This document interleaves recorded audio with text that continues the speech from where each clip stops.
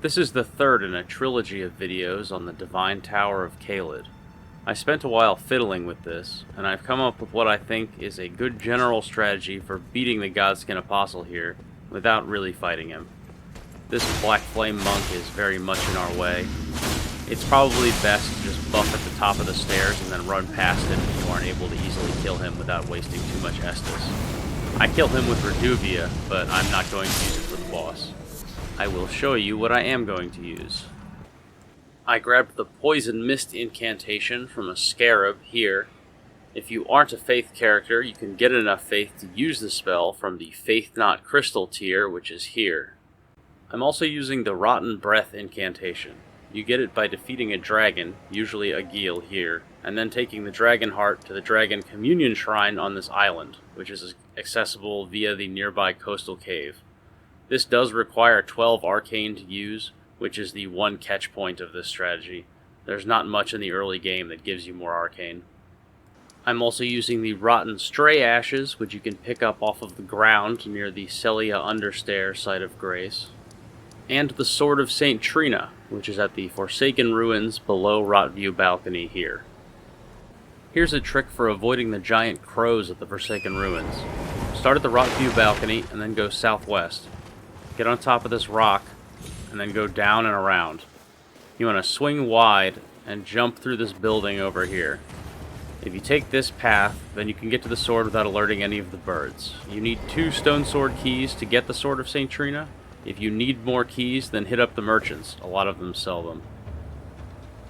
If you aren't an intelligence character, you can use the sword with the help of the Intelligence Knot Crystal tier, which can be found here, just northeast of the Road to the Manor site of Grace in Liurnia. I have no intelligence with this character, so I needed the intelligence tier to use the sword. My sword is +0, the Rotten Stray is +0, and my seal is only +5. The point of this build is to win without using any consumables or upgrade materials in the process. Summoning the Rotten Stray is just to help with applying the first Scarlet Rot. Wait for the Apostle to target the dog, and then breathe on him.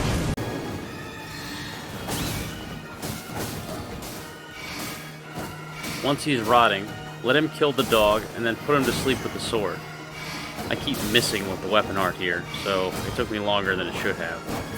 You will probably need enough vigor to tank at least one hit from this guy, in order to make this strategy viable.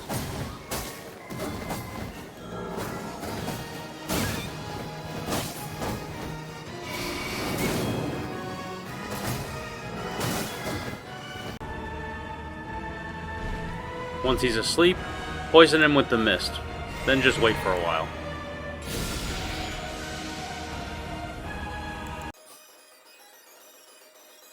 He'll stay asleep for almost a full minute. When you see him start to wake up, two-hand your sword and hit him with 2 fully charged heavy attacks and then a jumping heavy attack. This will break his posture. Take the riposte. Now put him back to sleep again. This is how long it normally takes to put him to sleep, unlike the first time when I kept missing.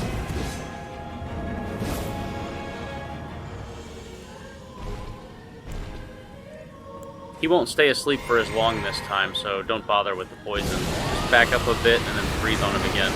Once Scarlet Rot is applied for a second time, all you need to do is run around and stay alive until he dies.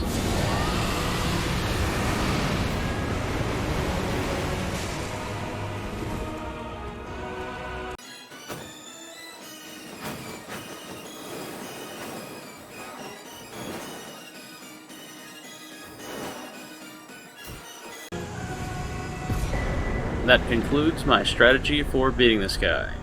If there's some other boss or location that you want me to make a strategy for, leave it in the comments below. Farewell.